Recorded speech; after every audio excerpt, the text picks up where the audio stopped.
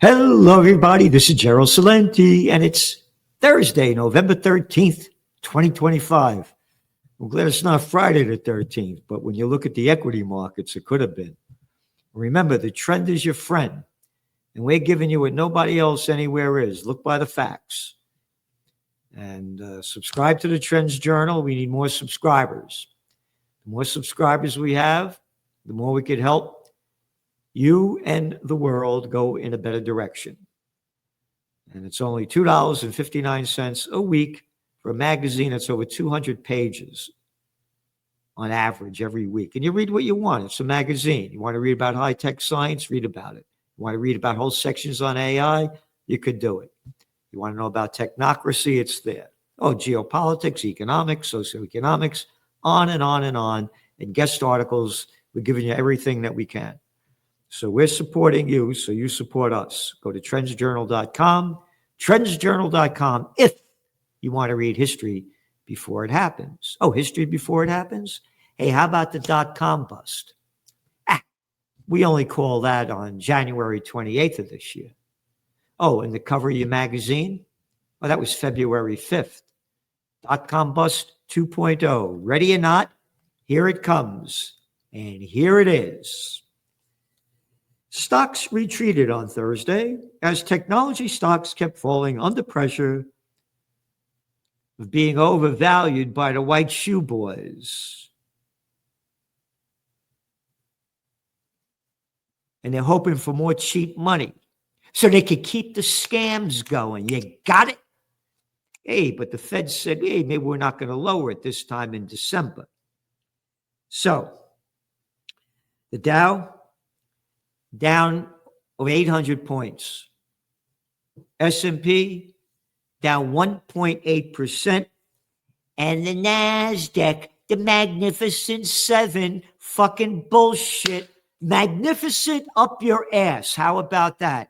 Magnificent Seven. A fucking bullshit crap. The geeks right in front of your eyes. Again, they got it wrong in the King James Bible when they said the meek shall inherit the earth.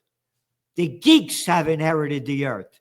Look at these little fucking clowns. Look at these little pieces of shit that give back nothing to society, but steal all your true life and true being. Oh, don't believe me? Listen to the fucking shit music.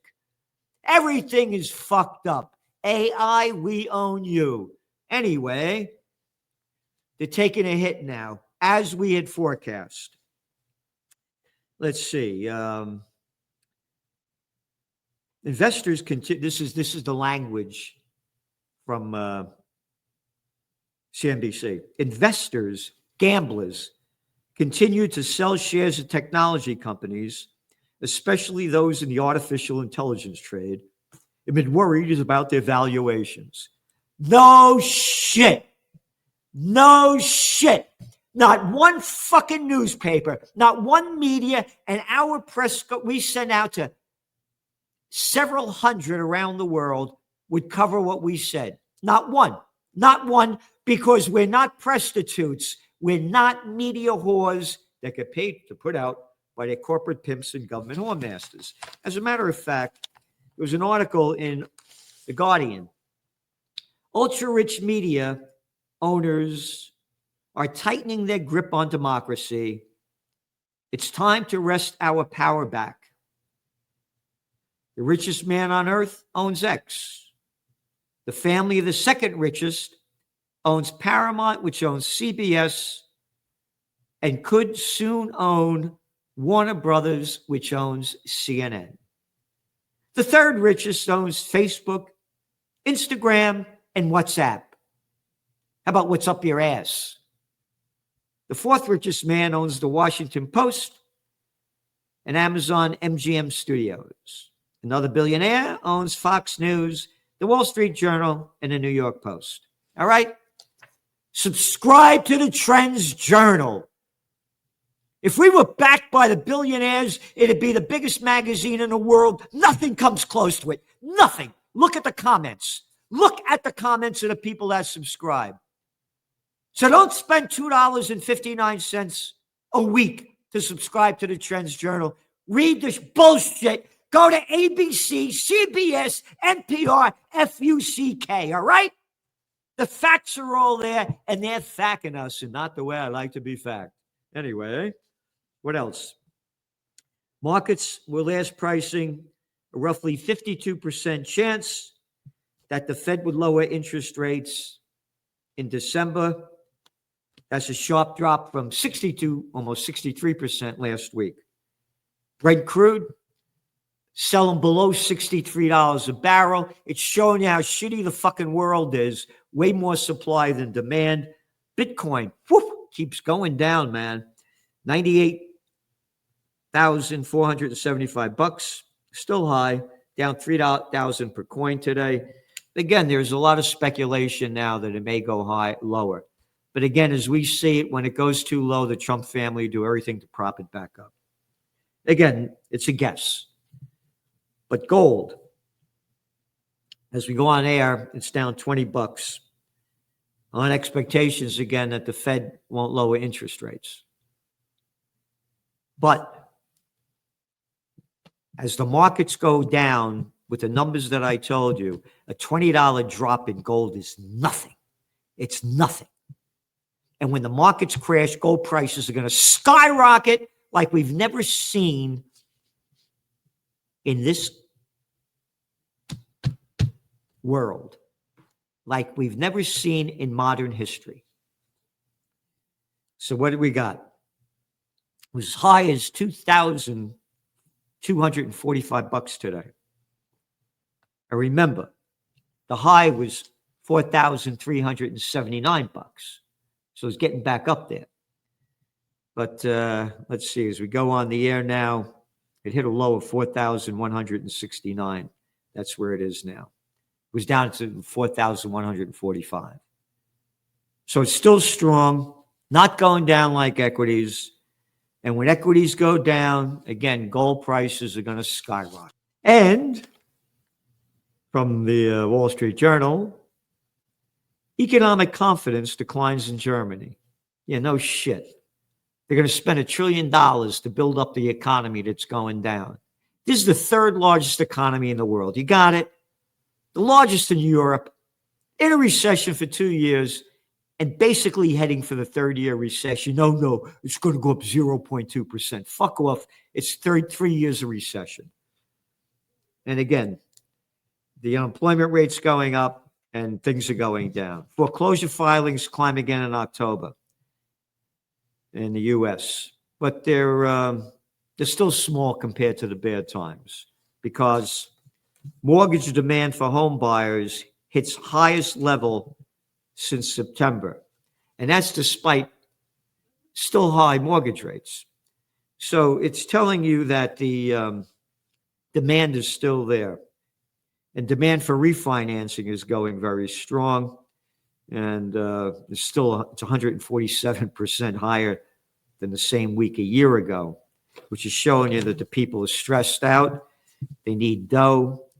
More older Americans turn to reverse mortgages as inflation and benefit cuts strain income, Financial Times. So, again, the rich are getting richer. Everybody else is getting poorer. There may be, when the markets crash, housing prices are going to go down. There's no question about it. And they're going to do everything they can to lower interest rates and mortgage rates to prop it back up. Very important. Indonesia lines up panda bond sale as China promotes renminbi's role abroad. What broad are they talking about? Oh, abroad. Well, I like abroad. No, that kind of broad. Anyway, there's going to be more and more movement toward currencies away from the dollar. The death of the dollar has already begun. The BRICS have had it. This isn't the same America when gold hit the highs back in 1978, 79, early 80. America's at the top back then. No more. They've had enough of this country. Very important. China plots victory in AI Cold War. Big article in the Wall Street Journal. Again, Old news for Trends Journal subscribers. We said this going back to January. They're investing very heavily. And again, you make connections between different fields. Before, Slick Willie, that was a t-shirt I did when he ran for office in 1992. I didn't have sex with that woman, Monica Lewinsky. She only gave me a blowjob. Yeah, that prick that brought China into the World Trade Organization, gave us the NAFTA, sent our jobs to Mexico to be cheap labor. Yeah, that guy. Again, I make it very clear. Before China came into the World Trade Organization, 10% of Chinese 18-year-olds went to college. Now almost 70%. China's doing everything they can investing in AI. And they're not taking courses in, gender studies over there. They're taking courses, in technology and high-tech science and on and on and on. They're going to lead the world in AI, and it's going to crash this thing like we've never seen it crash before. But don't worry, when all else fails, they take you to war. What else? Private equity groups, Vista plans big cuts to its workforce in favor of AI. Again, week after week, month after month, year after year, when the economy goes down, so too do jobs. We report every week. And now AI is making a very bad situation much, much worse. And again, it goes back to that guy, Mamdani, winning in New York. The data's all here. And it's young people that are going out to vote. Yeah. This is an article in the toilet paper record today. Young voters turned out in droves. The people-powered machine that galvanized millennials and Gen Z for Mamdani during primary delivered again last week. In precincts where the median age is under 45, his average margin of victory was 30 points.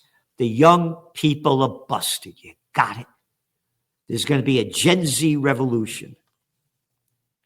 Again, people are going broke, and now AI is going to make a very bad situation worse.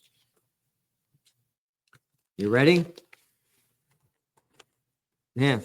This is from today's New York Times. AI sweeps newsroom, challenging journalism. Journalism's already challenged. They're prostitutes, they're media whores, and now it's going to get worse. We're giving you what no one is giving you anywhere. No one, anyplace. No one. So please subscribe to the Trends Journal. Again, chump change for information you're not going to get anywhere else. And here are the facts. And this is coming from the toilet paper, showing you how bad it is. And going on to other terrible things that are happening.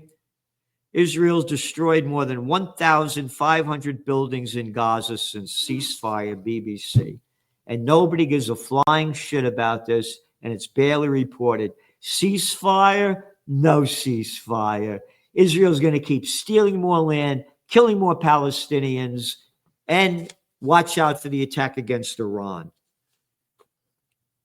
President decries settler violence. Oh, what president said that?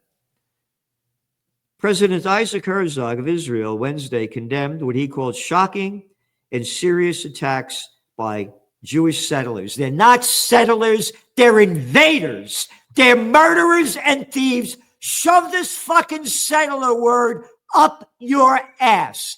Got it?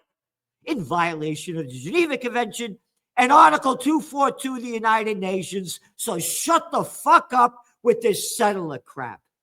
Anyway, and attack Jewish settlers, calling to an end for the growing wave of settler violence in the occupied territory. Not occupied, stolen fucking land. All right? Yep.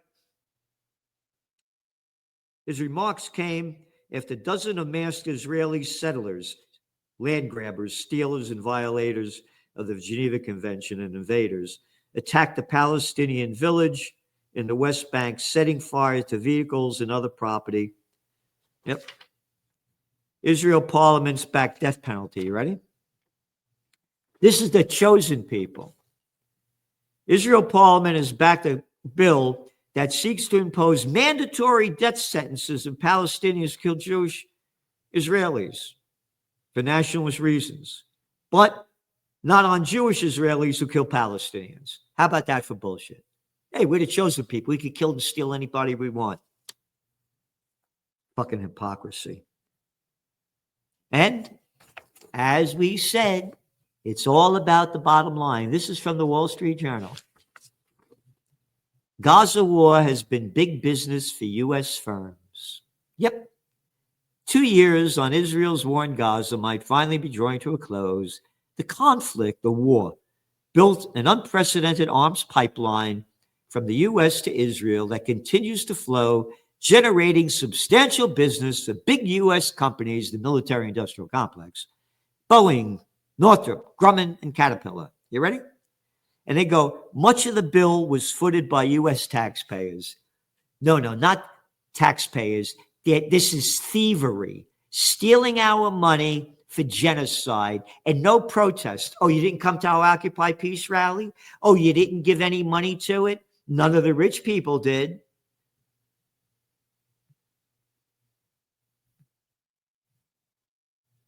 This is disgusting. Stealing our money to go kill people and make the military-industrial complex richer. Well, Mr. Celente, we listen to all of you, but you become too angry. We don't like your language. We're godless little fucks who swallow their shit and hate men that are warriors for the Prince of Peace. Yep. And Israel normally gets $3.3 billion in foreign military finance each year that they steal from our money. A number that has doubled the last year to $6.8 billion. And it goes on. Washington approved $32 billion in armaments to Israel. $32 billion bucks to kill and slaughter and bomb the place into ruin. Where's the fucking outrage? Iran calls for UN actions. In a formal letter to the UN Security Council, Iran's foreign ministers condemned the United States for its role in supporting Israel military aggression against Iran in June, following statements by President Trump acknowledging U.S. oversights of the attacks. Again, we read the Israeli news, we read the Iranian news, we read the Arab news, we read the European news, we read the American news. We get all the facts. People have no idea what I'm just reading to you. Yep. The letter addressed to the world's body, Secretary General on Tuesday, cited a remark by Trump on November 6th, in which the latter had said, quote, Israel attacked Iran first. The attack was very powerful. You ready? I was very much in charge of that. Yeah, Trump was very much in charge of that. Aren't you happy? Now, Zelensky strives to keep distance from allies in War Graph Probe. No shit. War Graph Probe? Not my language. Go to the European Union before the Ukraine war began. Ukraine, the most corrupt country in Europe. And now there's the proof. Stealing again our money to give to these crooks. You like it? You like it? Get back to work. I gotta steal your money. We call it taxes. And we give it to murderers and thieves and our buddies who are as slimeball as every fucking Republican and Democrat. Agency France Presse. Internet freedom declines in U.S., Germany. Study. That's right. No more freedom. And now, of course, Trump spent hours at Epstein House with trafficking victim email alleges. Now this is coming out more and more about the Epstein file. And Trump won't release him. Why won't you release him? Why won't you release him?